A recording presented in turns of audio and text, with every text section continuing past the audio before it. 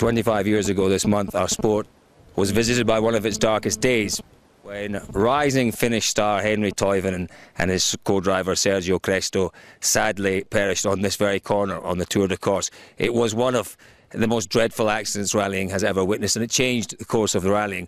We'll take a look at the last few corners leading up to this bend where sadly Henri went off, and then we'll catch up with Anthony Peacock, respected rallying journalist, to get his thoughts on Henri Toivonen.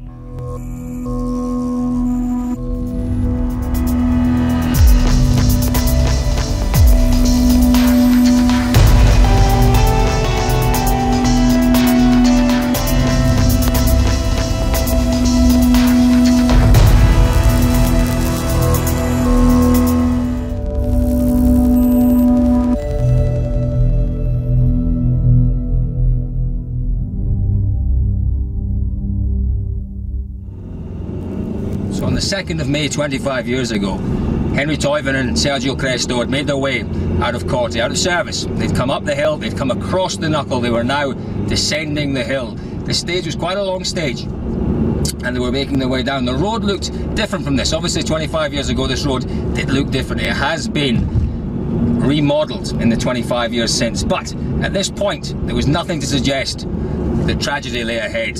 Certainly it's undisputed that Toivonen wasn't well that morning. He had a bit of a head cold. The weather quite different from the weather we have today. It was a lot cooler.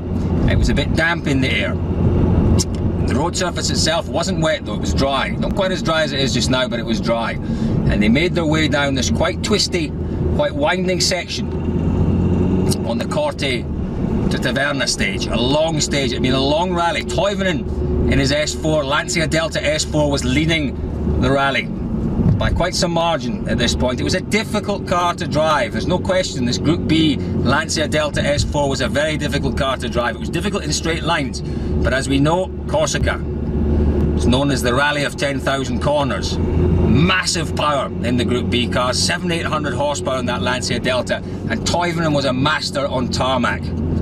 He was dancing around these stages in the car, making his way, as I say, through the stages with really nothing to concern himself, Cresto, or the team about. Driving beautifully, as everyone expected from Henri. He was coming down this straight, and this, sadly, is where tragedy struck. As they came down this straight towards a left-hander, it has been remodelled. It was a lot tighter. It went to this point and it went left. Sadly, at this point, Henri Toivonen and Cresto went over the edge there. This wall on the right-hand side wasn't there at the time. They went over the edge, and as we know, the car was engulfed in flames and they died instantly. A dreadful day. What was it that made him such a talented and exciting rally driver?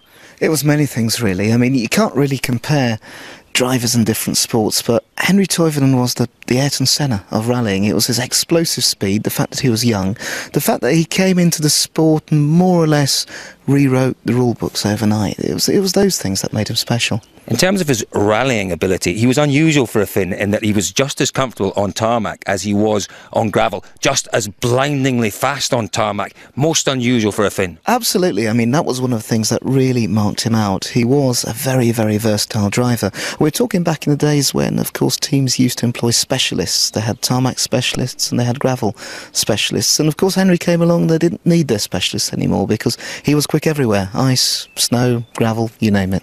And he was one to surprise and delight, wasn't he? And his first win in the World Rally Championship was a massive surprise for people. Came along to what was then, what was it, the REC Rally then, wasn't it? And quite unexpectedly, beating his far more experienced, supposedly far more talented teammate. The world then knew, here's a talent that we've got to take notice of. I think that's the thing. He surprised people, and he was a real breath of fresh air. I mean, everyone gets excited about young talents. If looking at the modern WRC, we were all excited when Sebastian Loeb burst on the scene. It was like that back then, but he was something different. He was the man who came in from the cold in Finland and just lit everyone up. And the other thing that was unusual about him was that he was so charismatic. And the Finns, we love the Finns, don't we? But it's fair to say they're not the most charismatic race normally. But Toivonen had something about him. He was almost a rock star of his generation. He had that kind of appeal. He did, very much so. And that's why he fitted in so well at Lancia, I think. The Italian flamboyance really suited his personality very well.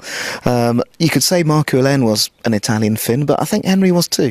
And it was at the spot, obviously, where we're sitting 25 years ago, almost to the day that sadly our sport was visited by one of its most tragic incidents.